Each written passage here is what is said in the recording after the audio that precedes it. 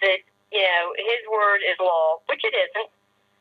And he should realize by now that the general public, the majority of the general public, don't even pay any attention to him. Right. We don't. To us, he's nothing but a joke. This country has been without a president, without a leader, since January 20th, 2009. Right.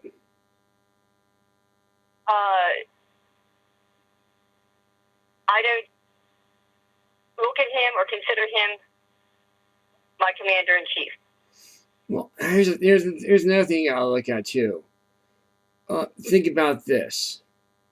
I want to point this out again. We did it off the air, of course, but we're going to talk about right now.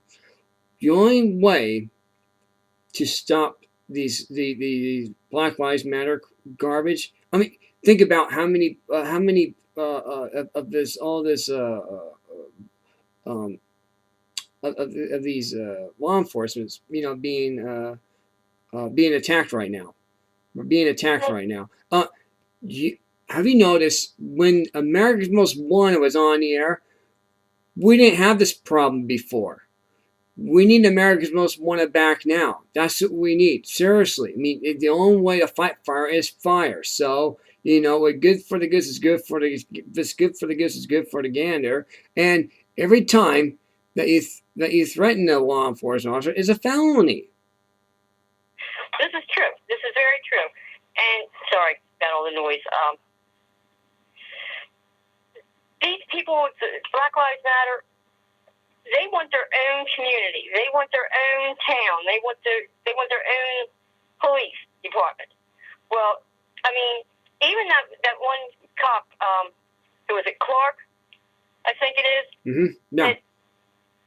That why don't they, instead of trying to fight, why not be part of the solution? Right, yeah, Sheriff David Clark, right, Milwaukee Sheriff, Right. Sheriff in Milwaukee, right, Sheriff David Clark. He said he left college to become a police officer. Right. Years ago. He said, because the same thing was happening when he was, going to college, and he thought, why? They put out a message that, they were hiring, and he thought, well, now, why should I be part of the problem when I can be part of the solution? Right. And he has a point there. He's telling them, he's coming right out and saying that Black Lives Matter is a terrorist organization. No, here's the thing that people don't understand. Black Lives Matter was formed out of the Muslim Brotherhood that Donald regime supported. And, they're part of ISIS. Do you see the connection here? Do you see where people can figure out, put two and two together here? It's not rocket scientists. It's very simple. Black Lives Matter was formed out of as a Muslim Brotherhood, and it became ISIS. ISIS was driven by the Black Lives Matter with the Muslim Brotherhood. So you can say it doesn't matter how you put it, doesn't matter how you say it. It's how they're connected, and you see the connection, and you see that Black Lives Matter is part of the Muslim Brotherhood because they do have explosive material on them when they go to these protest rallies. They do have. They go to their homes and they see bomb-making material. That doesn't. When you have a bomb-making material, that does not have that's no longer a movement. It's a terrorist run organization. And that's what ISIS is all about. Exactly. And I'm surprised that nobody's ever spoken out about this except for the only one that actually said this was Mark Furman. We had on the air. Mark Furman is the only one, the former LA detective is the only one who actually said this correctly. And we brought this out months ago about Black Lives Matter. And this is back in, I think it was April. We had him on. I think it was in April. We talked about this of Black Lives Matter with Muslim Brotherhood, because we have people in this country who have welcome their visa. We don't know who they are. We don't know where they came from. We do know they came from Mexico. We do know that these people come from different countries and they should not be here, and they're on a false visa. We do know that. We do know that they're on a false visa, and there's people here are undocumented, and these people are saying that they're part of the Black Lives Matter. We're actually part of ISIS. So, well, ever since the shootings in Dallas, in Texas, when that one guy killed, the multiple shooters killed the 5 police officers. Lives are taken away. We don't say kill here. We say lives are taken away. Okay. Lives were taken away. Anyway, lives are gone. There have been shootings every night since then.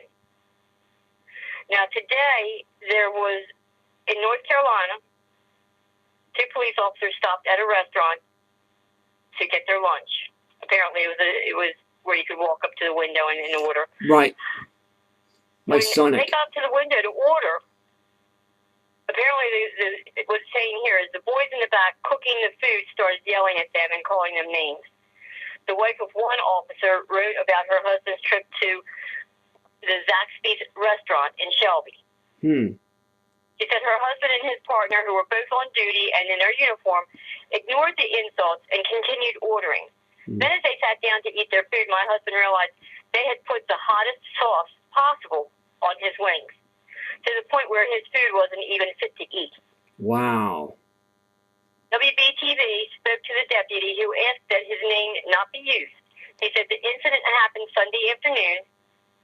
Cleveland County Captain Joel Shores said he was angered but not surprised by the incident. Years ago, this profession was respected. It was honored. Now to get ridiculed, to be a target, to possibly get shot at for little pay, what's the motivation to be a police officer other than do it because your heart's in it to help the community? And this is true. Years ago, the police were honored. They were respected.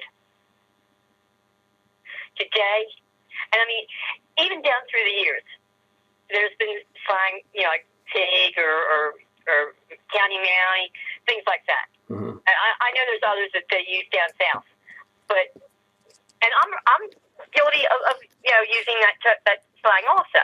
Right. But I didn't use it as an insult to them. Right.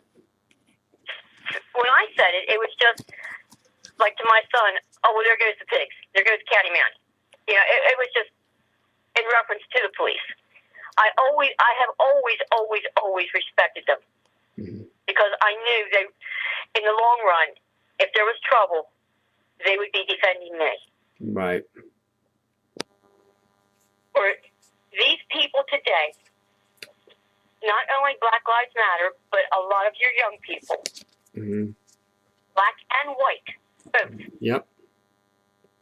Disrespect the police, throw things at them, call them insane names. And since this is going out over the air, I just want to let all the police officers who are all over the country, whether you're on duty or off, whether you're retired or still active, thank you. From the bottom of my heart, thank you for the job you do. You put your lives on the line every time you walk out of that precinct. Right. Every time. And for these people to throw things at them, call them all these different names, throw insults, it needs to stop. It really does. If you love your country, if you want to remain free in this country,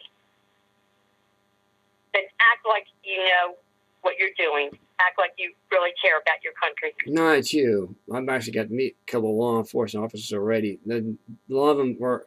A couple of them I've actually talked to were actually in the Coast Guard up in Alaska.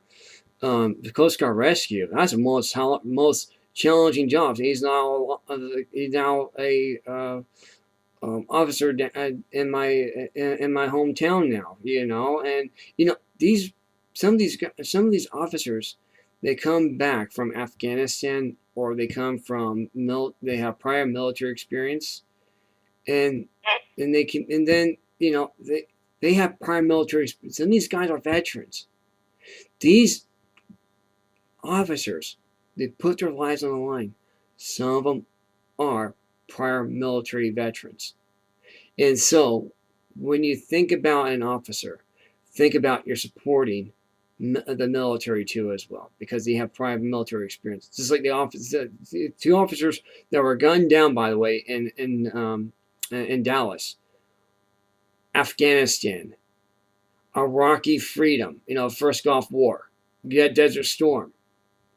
That's two officers, a Gulf Storm and Iraqi freedom veteran, under George W. Bush, under George Bush, both of them. And that's why George Bush, one of the reasons why he went to the funeral, because he honored those that actually gave their life, the ultimate sacrifice. And they retired out of the military, 4 years in the military, and then they become law enforcement officers. There's no better calling than doing that. So when you think of an officer, think about our veterans, think about our people who have served and protected our communities or have protected our country, because that's what they're doing. They're putting their lives on the line every single day. They do this. They do this. They don't know what kind of situation they're going to go to. They just don't know. They never know. They don't know. They don't even know when they stop somebody whether the person has a gun or not. Right.